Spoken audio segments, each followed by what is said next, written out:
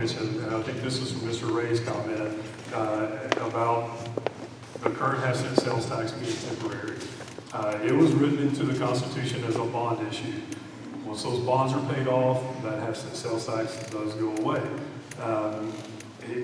The intent at that time, and this goes back to the Blue Ribbon Committee on Highway Finance in 2010, the intent at that time was that if the half-cent general sales tax passed and went into place for that 10-year period, that the next legislative session, the legislators would approve transferring general revenue to the Department for Highways. And it was going to come in the form of the sales tax that you already paid on new and used vehicles.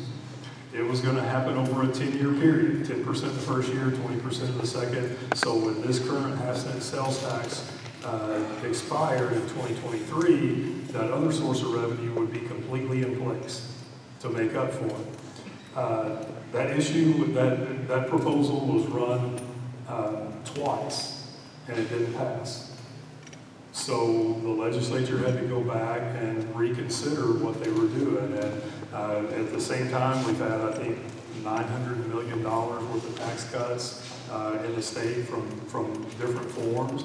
And their decision was, since you're already paying 6.5% in the state general sales tax, was to give you the opportunity to say, we'll just continue providing that and we'll put it in the highways. Anything else? Yes, sir.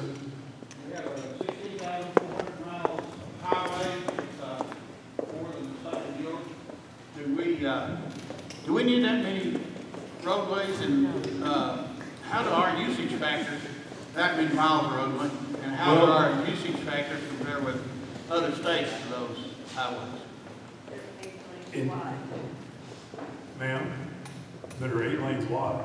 Well, if we had a 2-lane highway, it's not comparable to an 8-lane highway. No, we're talking about center line mileage, right. Usage factors are pretty similar in rural states. I'll tell you one way that we got so many highway miles is back in the 60s and 70s, the legislature gave us about 5,500 miles of county roads for us to maintain because the counties couldn't maintain them. We got a lot of gravel roads and a lot of roads with low water crossings instead of bridges. That was part of the 1985 fuel tax increase that was passed by the legislature. We call it our Rural Road Program. And we went out and paved those highways. We built bridges and culverts where there were low water crossings. But the bottom line really is, overall in Arkansas, we've got right at 100,000 miles of public road, whether the state owns them, the county owns them, or the cities own them. Our 16,400 miles carry the vast majority of the traffic in the state. But I'll say this, half of our system, a little over 8,000 miles, carries 90% of the traffic on our highway system. That's the half of the system that we have been concentrating on, and that's the half of the system that we're going to concentrate on in this first 10 years, is that half of the system that carries 90% of our traffic. When we get it in pretty good shape, we can start to work toward those other lower travel highways, because those other highways, even though they don't have much traffic on them, they're not Maumelle Boulevard, but they're carrying goods from farm to market. The vast majority of those are farm to market type roads, agricultural roads, and you can't forget that agriculture is our biggest part of the economy in Arkansas. Absolutely number one. Number two is tourism. Tourism uses a lot of rural highways too, to get to the lakes, to get to rivers, to get to mountains. Judge Hart mentioned it, and maybe it's not as prevalent around here in an urban area. School buses travel a lot of miles on those highways, and we have not been able to really touch that half of the system that doesn't carry hardly any traffic, because we're concentrating on the ones that do carry the majority of the traffic. Could you give those back to the counties? You could give those back to the counties, but they need the revenue they have just to keep up with what they have today also.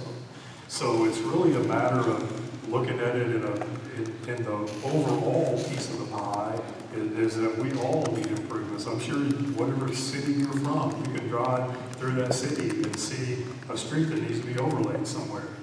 And most of it is just a function of more needs than we have revenue available at every level of government, federal government, state, city, and counties from an infrastructure perspective.